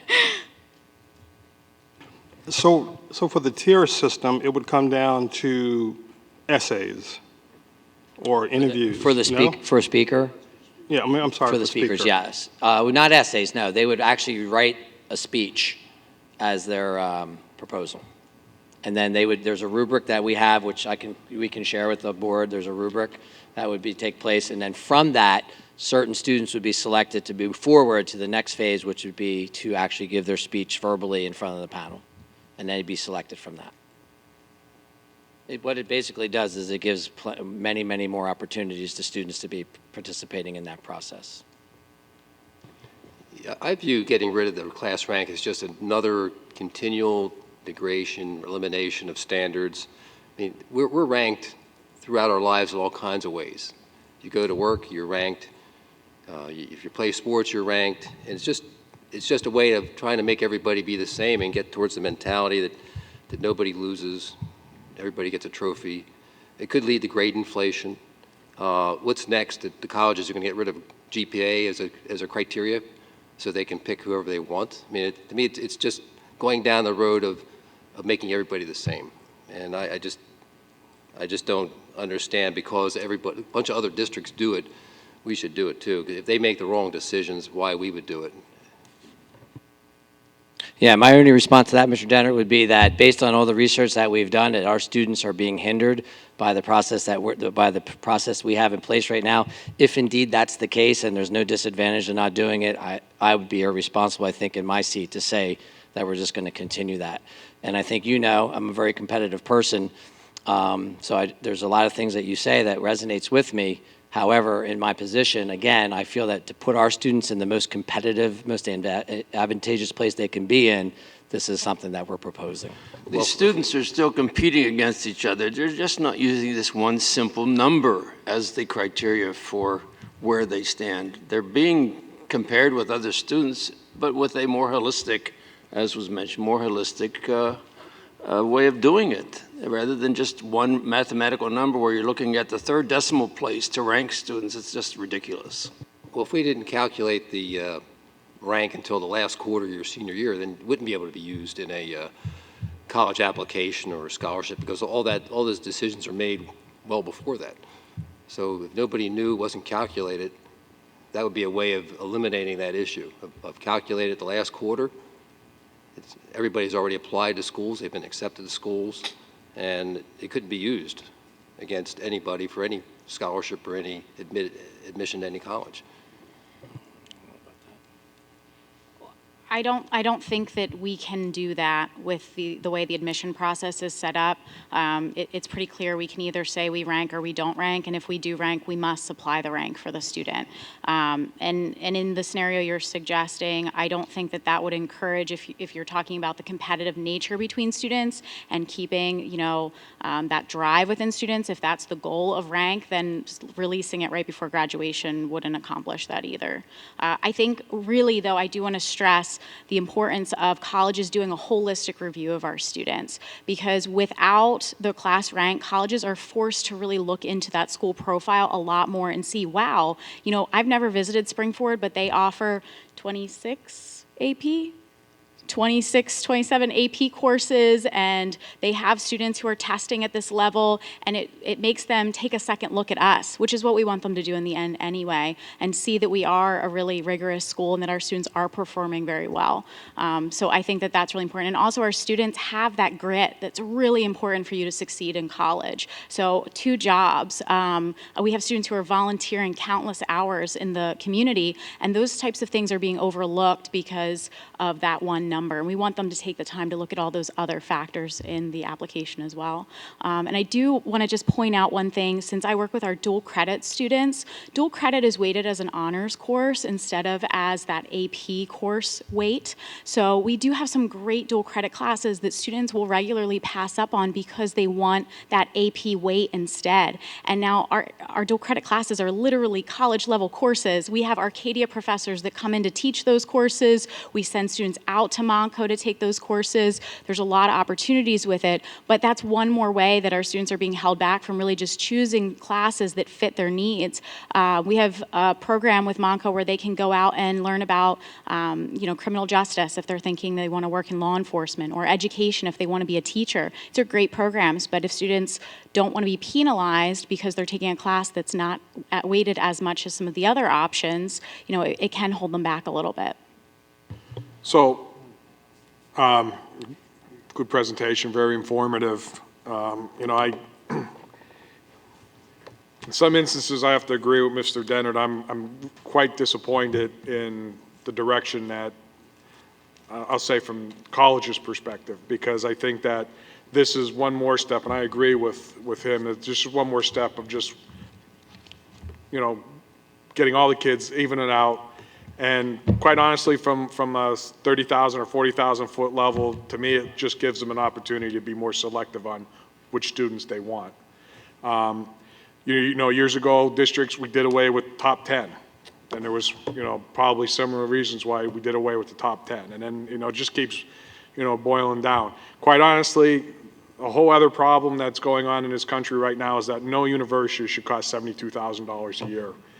And, students should really consider, or parents, whoever, government, whoever, because quite honestly, that's ridiculous. You're telling me, almost a $300,000 education when you take into consideration all the side perks that go along with that $72,000 that a parent has to put out.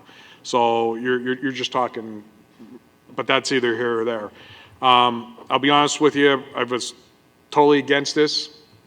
Maybe I'm old school, but I also have to trust from an administration standpoint that if that's what you're telling us telling the board, from my perspective, this is what you're telling us, that this needs to be done. I've always, majority of the time, I've supported and agreed with the administration on recommendations, and I guess I'm not gonna argue the point, because I actually did some research on my own as well, and was quite disappointed in the articles I was reading. But either here or there, it is what it is. So my recommendation is to, if this is the problem, this is what it's creating, then we should start it next year. And just, pull the Band-Aid off and just do it next year. And I know, I guess some students are already filling out applications, college applications. I don't quite understand how or why. They've already rebuilt it. It's mostly in the recruiting process. We have a lot of students who are going through that vetting process with the coaches, and so right. they've So already. And that's what I figured it was. So from my perspective, that's great, but again, I'm not here. If we're going to do this, if you're sitting here telling me it's a disadvantage, we're putting our students at a disadvantage, then waiting 2 years or whatever it may be to implement it, we should just start it next year. And it's quite easy to start, those students that are in the recruiting process, it's quite easy for them to continue forward in that process and say, hey, look, my school did away with class ranking, so it's not even valid information anymore. I just want to make one more point. I want a college to accept me for me and everything that I have done, not my number, because I am not a number and I am not a rank.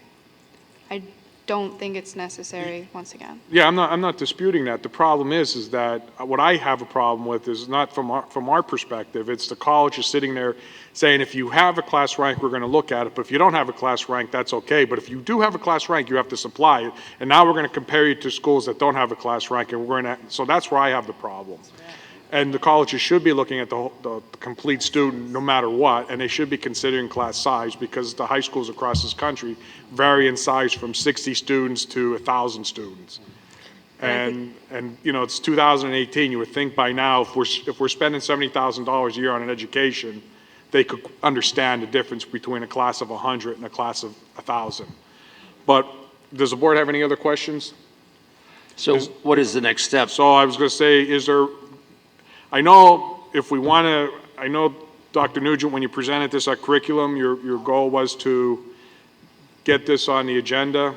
Well, it has to go to policy, correct? I mean, Well, there has to be an agenda item to Correct, actually correct, agree correct. And then that we're going to do this, and then policy could then follow up with the i's and the t's. right, so in theory, we would have something on the agenda for next week, and then hopefully have a board action, and then we could move forward if the board approves. If they disapprove, then we would just move forward as we are, status quo. Okay, so do I have any consideration or motion to put this on the agenda for next week?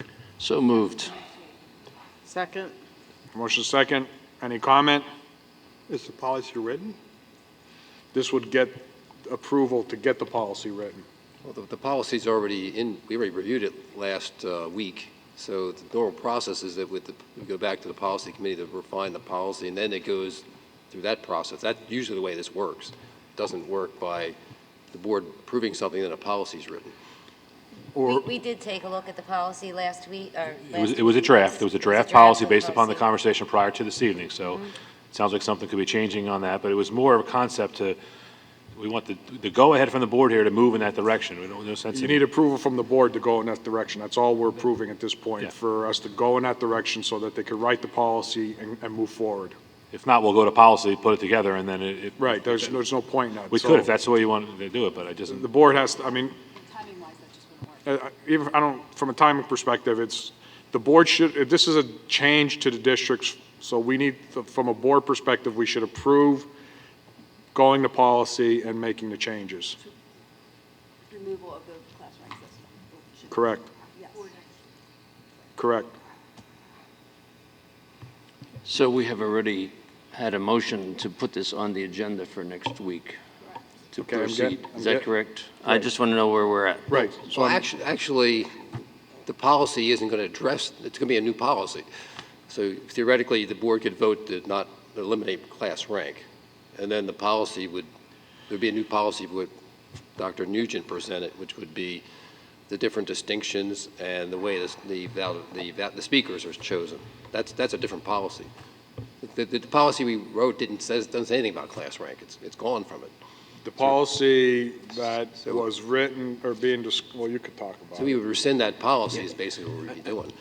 Right. You will rescind the policy. You will, presumably if the board goes down this route, and approve the new methodology and really direct the policy committee then to write a new policy. That's what you would be doing next week. I believe it's under student recognition, and that we had talked about the tiered system and I believe the valedictorian and the salutatorian would go under the honors section as opposed to where it is now under the class rank.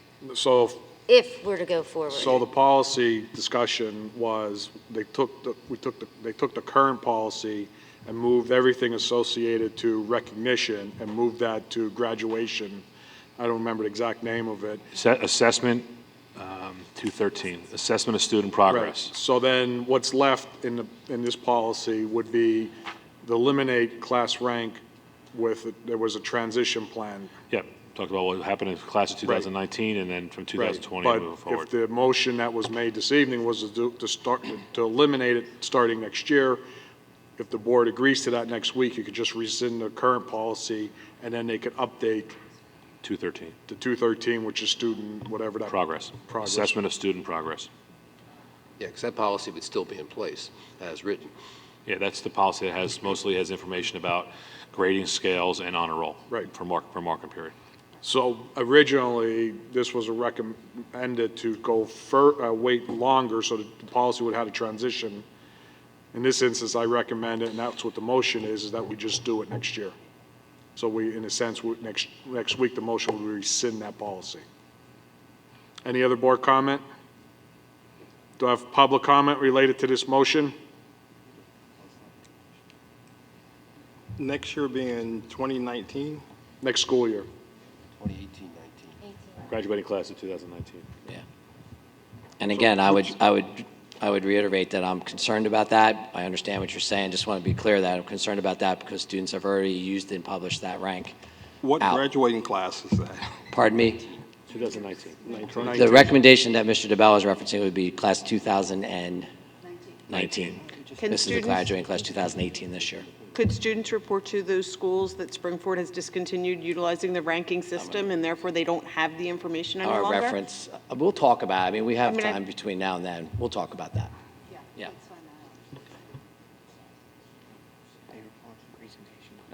Thank you for that great presentation, Dr. Nugent. Please state your name and address.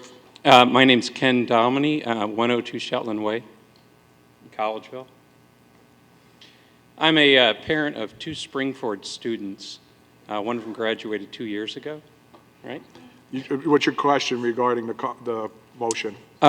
Just a statement on the policy. I support the policy. As a parent of a valedictorian from 2 years ago, she supports the policy as well, the change to eliminate class rank for all the reasons put up here. You want to say something, Larissa? I also support. Please state your name. My name is Larissa Dominy. I'm his wife.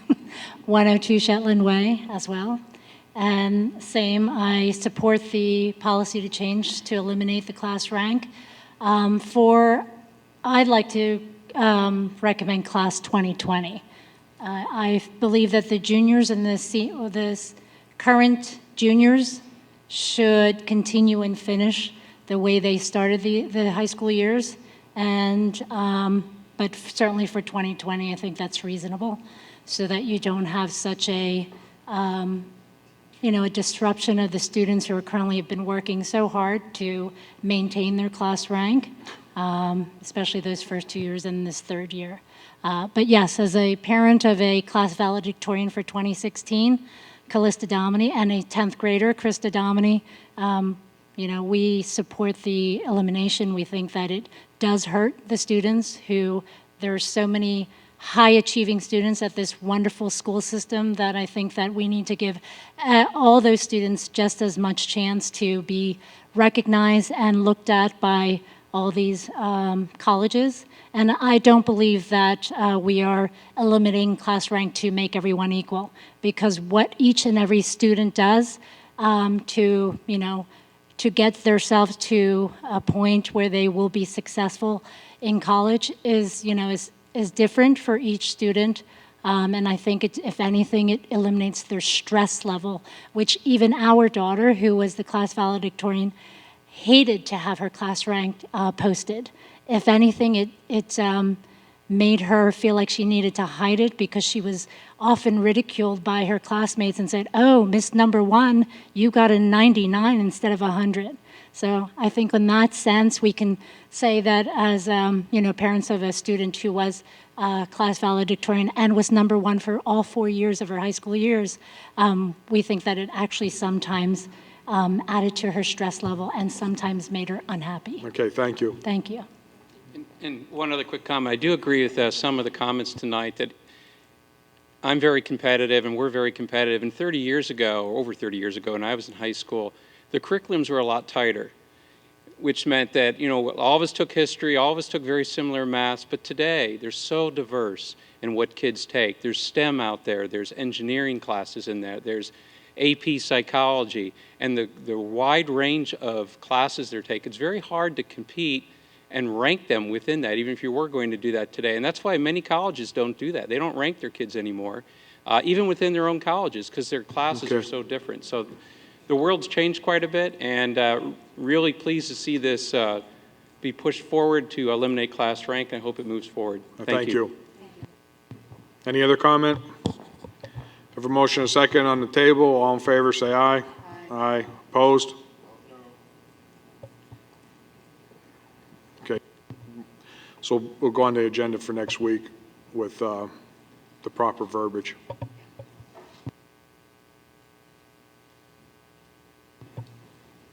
Okay.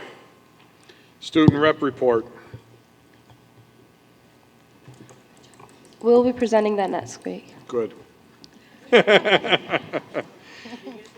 Curriculum technology, fast report. Sorry. I'll speak very fast. The Curriculum and Technology Committee met on Wednesday, April 3rd at 6:30 in the district office. We accepted the minutes from several meetings, and I'm finally caught up. As you know, it was discussed during the last board meeting, but our good news for the month was that on March 13th, Springford students presented 5 entries at the MCIU Computer Fair, and they came home with 5 wins. The names will be in my minutes if you'd like to see those, but the first place winners in each category will be going on to the state competition in May. The next thing that happened is we reviewed some curriculum items. We had our guest speaker this month, Mr. Nick Tier. He is the social studies chair, and he presented basically the same set of information that Mrs. Parker presented last year, which included some changes to the curriculum and how we've aligned it, some AP offerings, as well as the extracurricular opportunities, the collegiate and professional learning community that they have fostered over the last 4 years, and just the great things that they're doing in that department.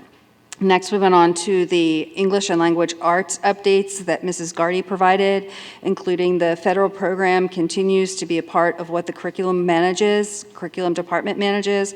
The federal program monitor was here on March 2nd. She reviewed the Title I, II, and III programs, and they received the initial report, and all things seem in good order.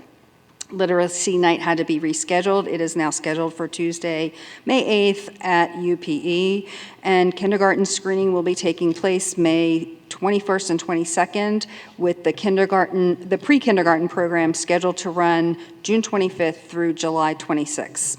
Ms. Rockland presented our math updates, and K-4 curriculum review has begun, and planning is underway. On April 17th, CPM teachers went and visited Upper Moreland School District to observe a class in action, if you will, on their training model with geometry. And there's additional CPM training happening for algebra as well. Mrs. Bass reviewed the technology adoption of reviewed the textbook adoption for physics, social studies, and science. The total of all 3 of those is not to exceed $200,000. All funds were budgeted, and those are on the board agenda for approval next week. Mrs. Bass also discussed a new system of assessing for K-12, and again, this is in complement to the current system, which is Ames Web, and this is a product not to exceed $120,000 that has also been put on the agenda for approval, and it's needed to help with the reading side of and math side. It's the combination of both. Again, both of those were budgeted, or the new assessment system was budgeted and is on the agenda for approval. Mr. Catalano provided updates on 2 items. The first one is the time and attendance project, and that is on track for full implementation by July 1st. The district office went live last week, and subsequent locations will be rolling out in each of the next coming weeks. Also, the network infrastructure project, cabling began on April 1st at Spring City and Oaks, with the elimination of cabling to be completed by June 30th, which will be reviewed by Mr. Catalano and his team. Phase 2 will begin with the installing of access points and switches, which will again be completed with the infrastructure ready to go at the beginning of the next school year. Our next meeting is scheduled for Tuesday, May 1st in the district office. Any questions?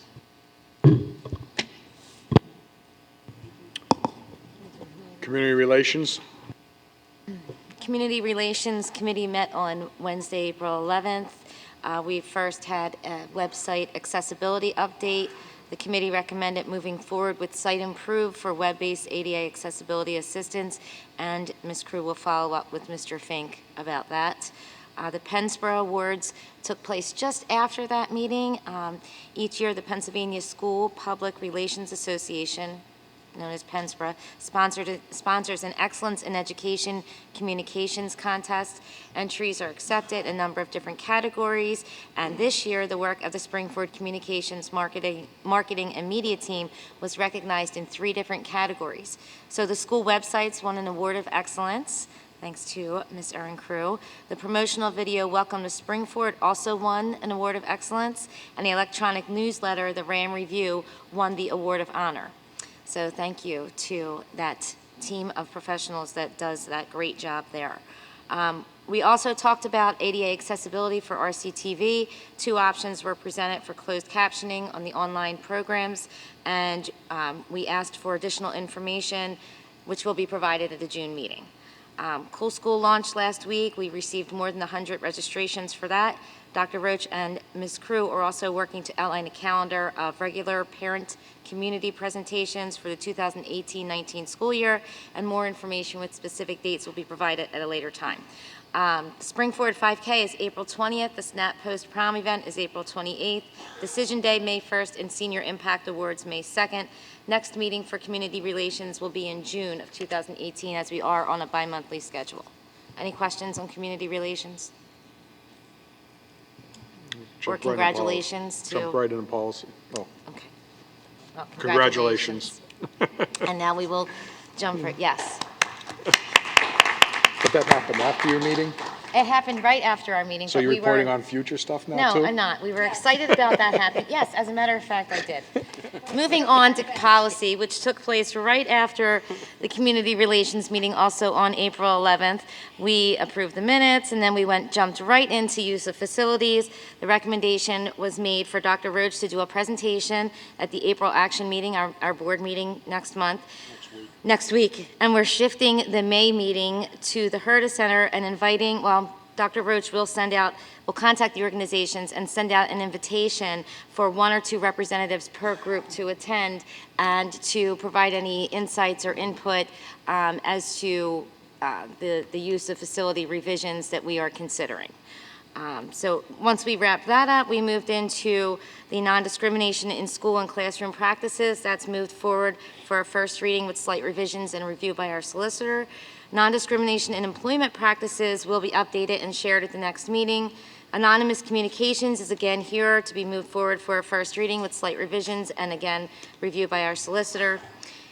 As we already discussed, we went over class rank. Mrs. Haney gave an update to us from the Curriculum and Technology Committee, and that was presented, that was to follow the presentation tonight from Dr. Nugent. Child abuse was deferred to the June meeting as the first agenda at that time. That policy does need to be reviewed, but we do want to spend that time in May. We're going to move that May meeting, as I said, to the Herta Center and invite as many representatives from the different, well, 1 or 2 representatives from as many of the organizations that use our facilities to attend that meeting. So the focus of most of the May meeting will be on use of facilities.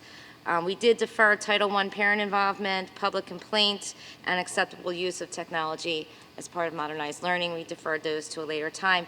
That next meeting will take place on May 14th, as I said, in the Herta Learning Center. Any questions on policy?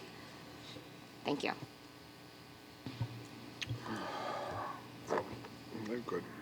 Finance met Tuesday, April 10th, district office at 6:30.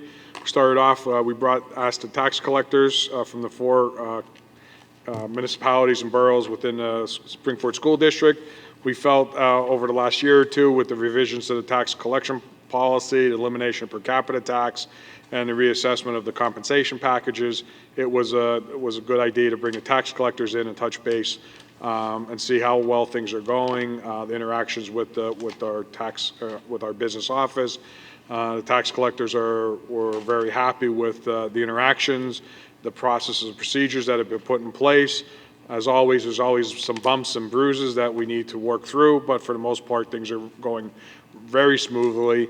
and they look forward to continue to work with Mr. Fink and his staff to be as efficient as possible during the most crazy times of the tax collection later this year. We then went into monthly reports. Again, looking at each of the reports, I won't get into the details this evening, but we are expected to be within budget. Our actual spend to date is in line with where we were at this time last year, as well as what's been budgeted so far. And we have basically a few more months till we get the budget closed, but things are looking very well. With that, we did get into the budget update. Mr. Fink did review that there is still work in progress with the budget. As the board recalls, we do have 7 years worth of budgeting that we look at. So everything that has changed has a direct impact on the upcoming years as well. We did start, if I remember correctly, Mr. Fink, we're somewhere around a little over 4% when we did the preliminary budget. Through a lot of hard work and meetings with the staff, were able to shave down the budget, the difference roughly to 3.23%, and they are continuing to work through all the budget line items, and we'll hopefully be looking at some additional changes as we go into the May meeting. I'll remind the board, after the May Finance meeting, we will be bringing forth a recommendation from Finance Committee as far as where we stand with the budget. Two large items that we're working through. One is related to the increase in our special education, the advancements within our special education, and the mandates set forth by the state. And the lack of funding that we get from the state when it comes to special education. As the board recalls, last month, I think it was, I presented where we were somewhere around $25 to $30 million in mandates from the state, and we receive about $5 million in funding from the state. So the district is making up the additional $25 million. We have a very successful and popular program here at Spring-Ford. And we have, families that are coming into the area and, quite honestly, for our programs. And hopefully in the future, the state will also provide additional funding. And the other item is last year, if the board recalls, we did sign a teacher contract. We are going into the second year of that contract as proposed, and as we went through all the details of that contract, we are looking at significant increases in salaries, which has a direct impact on the budget as well. There are other areas that we are looking at, or Mr. Fink is looking at to see what we can do, and we're trying to get the budget and the deficit as low as possible, trying to minimize the tax implications on the community as much as possible. Other than that, Mr. Fink did give an update on the bond related to the high school expansion. I believe you'll see on the agenda this evening, we're not voting on it, but we will be, as we go through the agenda under finance, item F. And when we get to that point, I'm going to ask Mr. Fink to explain to the board why the number that is in that agenda item, why it's there and for what reasons. And I do see Mr. Murray's in the audience as well as our bonding agent. I think that's what you're called, right? Bond agent? Close enough? Among other things, all good, right? And if the board has any questions, we'll be able to explain that. And as Don has talked about, they are putting in place a time and attendance system. Any comment or questions?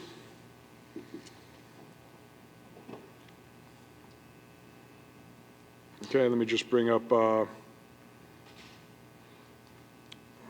property real quick.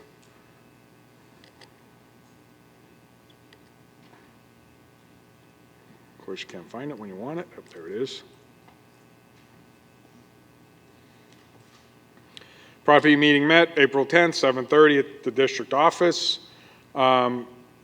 Basically, we went through the ongoing projects at the district as reported on in previous meetings. They are looking at moving forward in this planning and specification stages for the 9th grade window replacement project. The high school project update, that the contracts were signed and returned related to the expansion. The notice of proceed letters were sent to the contractors, and pre-construction meetings will be held at the high school in the conference room April 17th. We went into new business. We reviewed the budget to convert the 567 storage room to a copy center, central storage area. We'll review the budget with the business office and bring back the property committee for further discussion, as well as looking at a playground blacktop at Oaks, which will be done over the summer. Other business, there was a post and net donations for the high school lacrosse fields were discussed. There is a pending call to PA 1 call to see if the utilities will be an issue. And it was also discussed to obtain the cost for replacement of the net in the future so that the board or the committee can make a recommendation and move forward with that donation. All that will be brought back to the property committee. I don't know if you remember a couple months ago we talked about the recycling bins. The dumpsters are around at different schools. The company Gold Medal was going through some interesting times, I guess you'd say, and they weren't emptying the dumpsters when they're on schedule. So what was happening is people, use our recycling dumpsters throughout the district, and because they're not emptied regularly, they start piling up outside the dumpster and end up blowing around the school properties. The property committee was looking at seeing possibly either moving them for a period of time or not having them available for a period of time until Gold Medal could get their act together. But most recently, they've been doing a much better job with emptying those dumpsters when full. There's also discussed, there's a donation that's being made at the Babe Ruth field, or the field behind the 9th grade center, for a scoreboard, which will be donated. We did ask to get information related to that scoreboard and what the ongoing costs or future costs would be related for that scoreboard for maintenance contract. The district does have contracts for all the electronic scoreboards in the district, and this, if donated and set up, would be one more to add. So we just want to understand the costs associated to that. On the agenda will be actionable items: flooring at the 567 building, replace carpet with VCT, which is better flooring. So it'll be 7 rooms totaling $19,617, which will be on the agenda. And the Oaks chiller bids were received with a low bid of $134,114. This item is also be put on the agenda for approval. The good thing with that bid coming in was lower than what we were originally projecting. And the funds will come from capital reserve. Any questions? Assistant Superintendent Report, Dr. Roach. Thank you, Mr. DeBello. I'll keep it short. Spring Forward K-6 Family Literacy Night was postponed due to inclement weather. The new date is Tuesday, May 8th from 6:30 to 8 p.m. And as a reminder, all K-6 parents and students are invited to have fun with reading and participating in STEAM challenges with other Spring Forward students. So be sure to bring your curiosity, questions, and problem-solving skills as we embark on this exciting adventure. The activities are all related to reading, writing, speaking, and listening. Again, the new date is Tuesday, May 8th from 6:30 to 8 p.m. at Upper Providence Elementary. And then as the year begins to wind down, we also enter the 4th market period where the music programs and our spring concerts are getting ready to go in full swing. One reminder about the String Jamboree. Spring Forward's 7th annual String Jamboree will include over 500 students and will take place this year on Thursday, April 26th. The String Jamboree is a concert featuring all Spring Forward string instrument players, grades 4 through 12. At the same time. Our past jamborees have been delightful for both performers and audience members. Again, 1012 Center Gymnasium, 6:30 p.m. on April 26th. For updates on individual school concerts and programs, be sure to check the individual school web pages for concert dates and times. And I know it's been said a couple times about the 5K. I do want to highlight that this year we have the highest number of runners already signed up and registered for our race, and we haven't even had walk-up because hopefully the weather will be nice on Friday. We have over 324 runners that are signed up for the 5K, which is at this point unheard of for 5Ks in the area because there's so many that are out there. But we're really seeing the population boom in our elementary schools and our middle schools with their walking clubs and running clubs, partly due to some contractual pieces that were added in. But they're really making this a cornerstone of their programs, making this the first 5K for a lot of kids. So we're excited to add some additional medal categories for our younger runners as well. So hopefully we'll see everybody out on this Friday. Even if you want to come out and volunteer, it'd be great. Dr. Roach, I just wanted to make one comment. Isn't the String Jamboree doing 2 performances this year? They are. There's a 6:30 And an 8, I believe. and an 8, yes. The challenge there, which I probably didn't mention the 8 on purpose, was because of size of parent groups which are going to be invited to there. So there should be more room at the 6:30 show. But I'm sure. No, that's what they're planning is 6:30s for 4th grade parents. Correct. That's what I said. There'll be Right. more room. So I mean, if anybody wanted to squeeze in, I'm sure you could. But that's why I was highlighting the less popular one. But there are 2 shows. Rocking the boat. Yeah.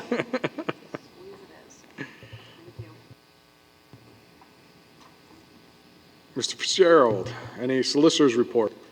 Very briefly, to the extent that in your board packets for this meeting, you received the changes to policies 103, 903, and 906.1, I anticipate that your first reading approval next week will have some slightly different changes. I'm going through the verbiage now. So for next week, you'll probably see some slight changes to what's in your packet. And they'll be included in this weekend's packet as well, with those changes reflected. That is it. Okay, thank you. All righty. Meeting minutes, any questions regarding item A? Personnel, A through J.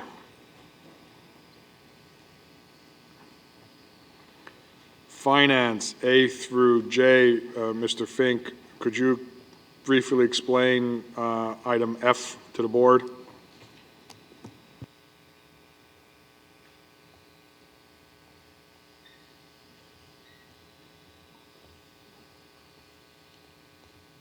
Thank you, Mr. Bello. I've asked, as you mentioned, Mr. Murray from Benning Scattergood to help us in this area because I don't trade bonds day by day. He does. But I can tell you that in our March 13th Finance Committee meeting, we talked about the financing for the project. We talked about where the funds were going to come from. We talked about $7.5 million coming from a bond issuance. I think most board members were there, if not all. I don't recall exactly. We talked about where those remaining funds would come from as well. We see in the packet tonight the authorization for $10 million. I did some history on that, and where the question is, Mr. Murray will agree that I asked him about this question. I also went back and looked at the 2016 offering that we did to refinance $31.5 million bonds, which our agreement was to do up to $33 million. So there's always that little buffer zone that's in there, and by the way, we ended up financing with about $27 million. So I understand it has to do with lining up the maturities. I'll let Mr. Murray continue. Yes, thank you very much. We've done these several times before. In this case, we're asking you to approve the issue on a parameters basis. And there's all kinds of state laws that we have to comply with under the Local Government Unit Debt Act. We can't exceed, we have to write down each maturity, the amount and each maturity that there's going to be bonds, and we can never exceed that. So we try to take what we think we're going to do. In this case, the maturities that we're looking at, there's only going to be about 8 of them. They're about $1.5 million a piece. And we know they're going to either be plus or minus about 20%, depending on when we sell the bonds. So 20% is going to be roughly $300,000. So over 8 maturities, that's like $2.4 million. So we're not really sure where that's exactly going to fall. Some are going to be less than $1.5 million, some are going to be more. We just don't know. So we ask for you for that cushion. It'll never be $10 million, but we're not sure which one is going to go over and which one's not. So we ask you to approve them all at like 20% higher, so we never have to come back and say, we didn't do this. The idea with doing it on a parameters basis is so we can approve it, and then we can sell the bonds like Wednesday or Thursday after you approve it next week, so we don't have to wait for another month. We're already anticipating another Fed rate hike in June. We just want to get this off the table as soon as possible. Right now, and just for instance, if we were doing the bonds today, we would have estimated the bond issue would have been about $7,385,000. Actually, investors would pay a little bit more for par.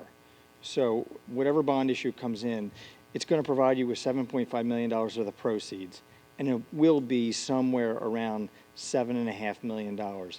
I just can't tell you which maturities are going to be a little bit higher and a little bit lower.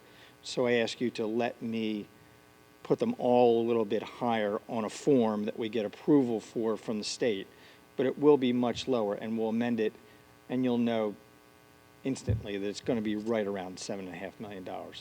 I just don't know where the bonds will fall, so I don't want to run afoul of a rule and say, I'm sorry, we can't do it. I got to come back another month, is what it's for.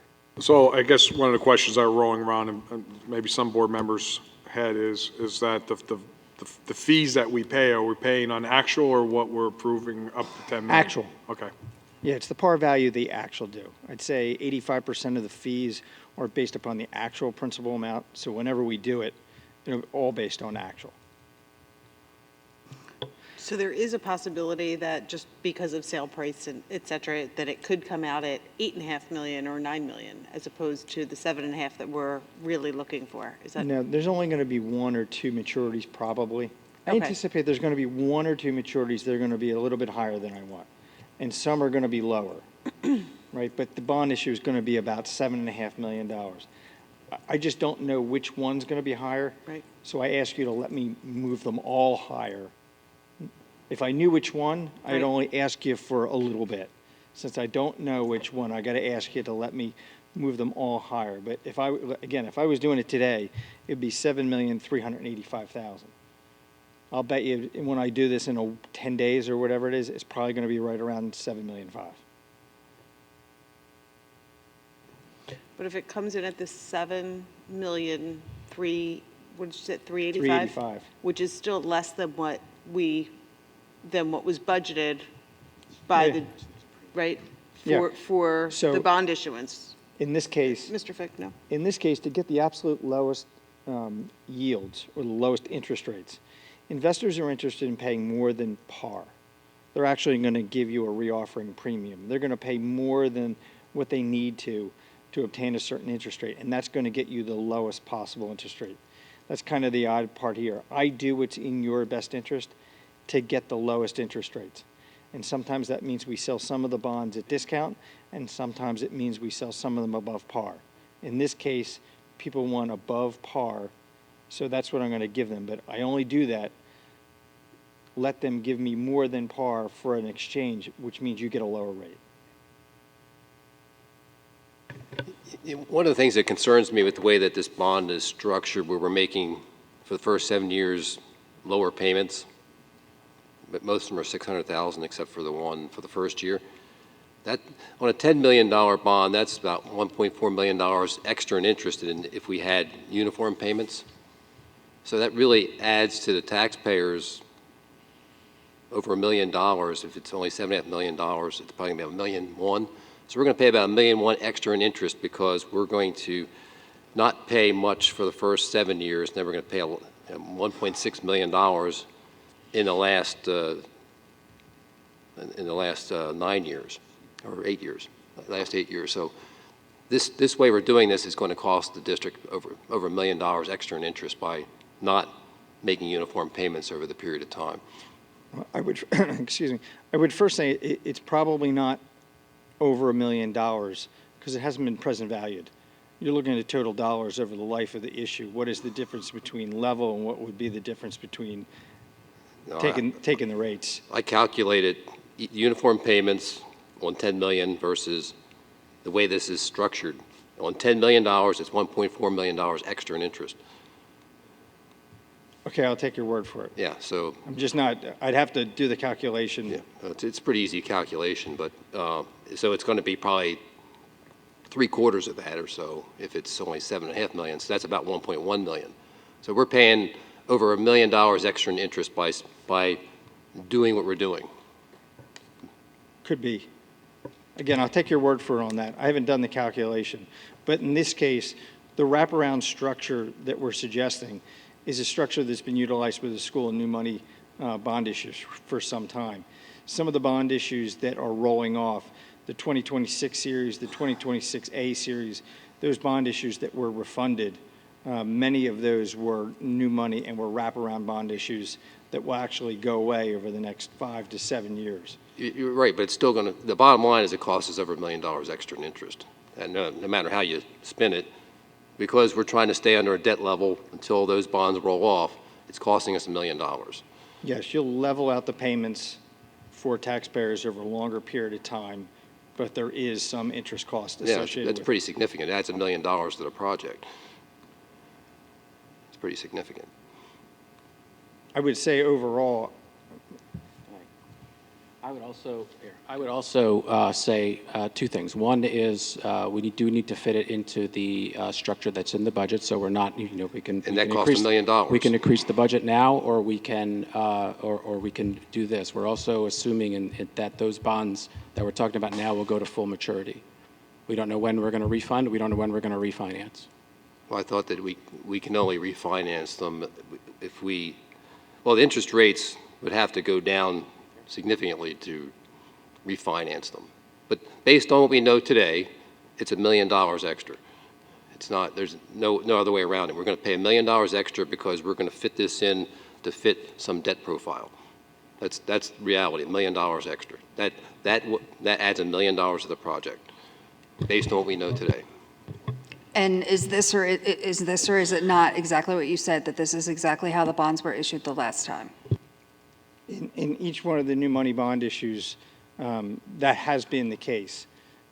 In most cases, especially after Act One, school districts are forced to take a look at how you budget each dollar, especially after you go through new contracts. So, can you exceed and put in level debt service? It's also the fact in Springford's case, since a lot of the capital was done 03, 04, 05, and some of those were wrapping around some of the 90s project. It just happens that some of them are wrapped around so that you can do other projects. Sometimes it's, now unfortunately, you're not creating a wraparound so you can do another project. Over the last 5 years, we've been doing wraparounds because most of the budget increases in school district budgets has been focused around special ed and PSERS. So we're trying to fit in special ed and PSERS into an annual budget, and we're trying to wrap around debt service and trying to keep it all level for taxpayers over a reasonable range of period. The reason that we do these things is the projects that were this high school building, then the 5-6 center, the 8th grade center, all those projects came up 90 to 2000, 2005. We try to level out the projects because all taxpayers will benefit over a long period of time. So we do wrap it around so you can fit into the budget and so that you don't unfairly burden one group of taxpayers when a longer group of taxpayers will benefit from the budget. There is some cost increase. It's not the lowest. If we wanted the lowest possible cost, we could make the bond issue 10 years and lower the interest cost a lot.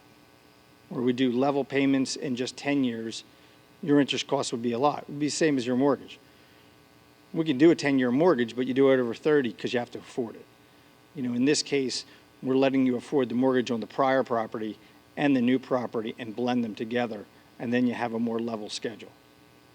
Yeah, I think a better analogy would be going out and get a 15-year mortgage and taking one where you have the same payments every month versus one where you, for the first 7 years, you make significantly lower payments, almost like an interest-only loan for the first 7 years, and then you're paying, it's still a 15-year mortgage.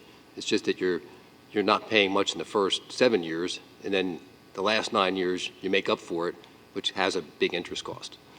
So it's not, we could have a 5-year bond and save money, but this is a 15-year mortgage that we're spreading out. We're changing the way we're making payments, which costs us $1 million. And I think it's primarily due to the fact that we don't want to go to referendum to get an increase in the debt for the district. And that would be the way we'd have to get around that. Because I think that from what was explained, that our debt profile won't allow us to exceed the number we would need to meet a uniform payment bond. That would be a matter of policy. I don't go to your budget meetings, but it would increase over the next 7 years, the debt service. It would make it harder to budget on top of other priorities.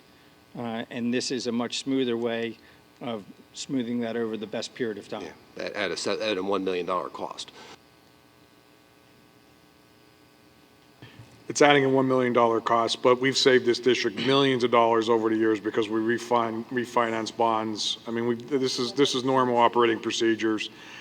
Mr. Dennis made his point. It's $1 million extra if we continue down this path. If we don't want to do this, we could take all the money that's in the debt service and use that towards the payment. It's still gonna. It doesn't matter. This is the same way it's been projected all from this project all along. The money in the annual debt service is there, has nothing to do with going to referendum. So we could take the money and make the payments. We chose to go this route because we know at a certain period of time that we'll probably refinance this or other bonds that will come up at some period of time. We don't know that because we don't know what the interest rates are going to do over the next 15 years. The interest rates may keep going up and we don't refinance. We don't know that. If we knew that, if I knew what the interest rate's going to be 5, 7, 8 years from now, I'd be a wealthy man. Well, you know what? When the district was $285 million in debt, I would care. But at this point, I think that financially we're making the best decisions. Any other comment? But it was an unidentified number in the project. But I think, Mr. Denner, I think one difference is that if you look at item H under finance, which is the transfer of the $3.4 million from general fund to high school expansion project, we've offset that cost by paying the $3.4 million out of our current existing funds. So we have kind of looked at the best way from both a financing perspective as well as from a cash basis to make sure that we are minimizing any impact on residents and district while still optimizing, the expansion project for our students. Yeah. Well, Okay. That's just means we didn't finance the whole thing. We paid it some of it out of capital reserve. Right, which is a savings from an interest perspective because we are not paying interest on that $3.4 million. We're paying that in cash. Any other comment, questions? Thank you. Property A and B. Program and curriculum A through C. Conferences and workshops A through E. Other business A through E. Any board comment? Yeah, but one comment. A lot of the programs that we have for elementary schools are paid for by home and school. And you look at a school like Spring City that doesn't have really much of a home and school. It's got a low population. It's the people there are lower income, so they don't have the money that the other districts have. Do they get shortchanged on those kinds of assemblies that the other schools get because they have a wealthier home and school and bigger populations to pay for those assemblies?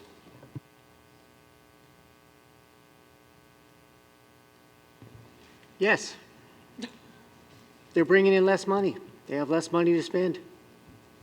So the answer is they get shortchanged. Those students get shortchanged. If those programs are really worthwhile, those students get shortchanged because they're not as well off as the other elementary schools. Funded by the home and school. There's all kinds of assemblies. That are so if they're bring in valuable, assembly programs. then those students don't get the benefit of those.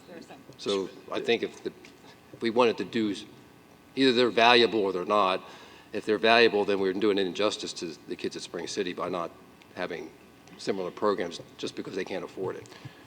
Now, a couple years ago, when we went through budget reductions at each of the buildings, and we used the previous description of pure pupil allocation and balanced things out a little bit when we were hitting some tougher financial times.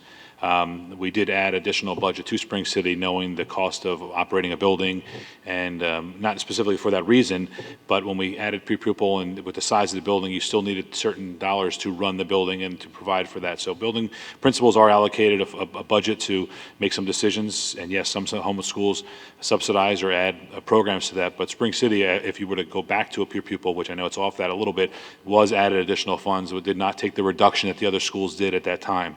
We haven't looked at that in a while, but it's something we could look at. But I know that when we balanced all those things out, Spring City was not on the exact same per pupil, had a higher piece of funding. The number of 28,000 additional sticks in my head from that conversation. Again, I don't have clear numbers, but I know there was additional funds handed in there, not for the reason of home and schools, but more to run the building itself and to balance out some of that. Just from the sheer size, people wouldn't have allocated a lot with 100 and, let's say, 30 students.